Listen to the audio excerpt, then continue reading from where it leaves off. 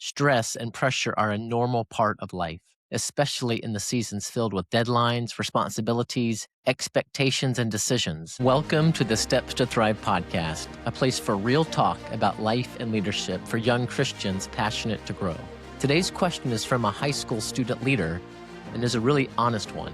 The question is this: how do I keep my calm when I'm stressed? I've asked God to help give me peace, and I know He always gives peace. It's just that sometimes I forget when I'm under a lot of pressure trying to get everything done. If that sounds familiar, you're not alone. Stress and pressure are a normal part of life, especially in the seasons filled with deadlines, responsibilities, expectations, and decisions. The goal isn't to eliminate pressure entirely. The goal is to learn how to live faithfully under pressure. Let me start with an important truth. God's peace is real, but we don't drift into that peace. We must set our minds on things above, set our minds on Him. That's an intentional action, a purposeful focus on God and His strength. When stress rises, our natural tendency is to fixate on circumstances, what's due, what might go wrong, what we can't control. But Scripture repeatedly calls us to do the opposite, to fix our eyes upon Christ rather than our circumstances. Colossians 3:2 reminds us to set your minds on things that are above, not on things that are on earth. And Isaiah 26:3 says, "You keep him in perfect peace whose mind is stayed on you because he trusts in you." Peace doesn't come from the absence of pressure, it comes from the presence of God and a mind anchored on Him. Remember that pressure isn't the enemy. Spurgeon, who endured much affliction and pressure through decades of ministry, wrote, "It doesn't matter really how great the pressure is, it only matters where the pressure lies. See that it never comes between you and the Lord, then the greater the pressure, the more it presses you to His breast." Even in my own experience, I found that being under pressure, even intense pressure at times, is often the place where God grows me. So keep praying for peace, but also pray for strength, pray for courage, pray for endurance. Sometimes God doesn't remove the pressure. He proves that He's greater than the pressure by carrying us through. Hear these words from the Apostle Paul in 2 Corinthians 1, verses 8 through 10, about the pressure he and Timothy were experiencing in their lives in ministry, and hear their utter dependence on an awesome God. Paul writes, "For we do not want you to be unaware, brothers, of the affliction we experienced in Asia. For we were so utterly burdened beyond our strength that we despaired of life itself. Indeed, we felt that we had received the sentence of death, but that was to make us rely not on ourselves, but on God who raises the dead. He delivered us from such a deadly peril, and He will deliver us.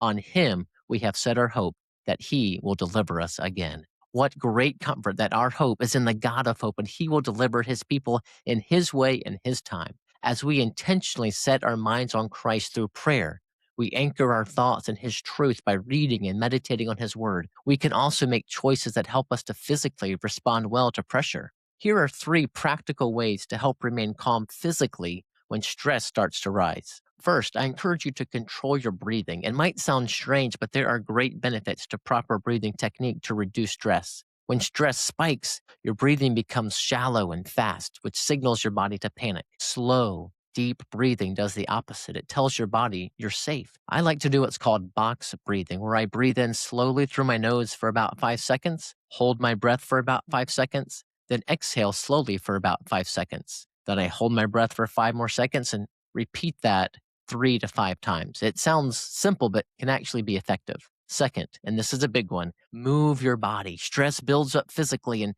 exercise helps tremendously to relieve that stress. It doesn't have to be a long, intense workout, but a few minutes of movement can really help. I think there are advantages to breaking a sweat every day through physical exercise, and you can reap ongoing physical and mental benefits. Movement reminds your body that stress doesn't have to be something we surrender to. It's something we can fight against in dependence on God and through physical exertion. Exercise also sharpens your thinking and improves your overall physical well-being. Third, pay attention to nutrition and water intake. This is often overlooked.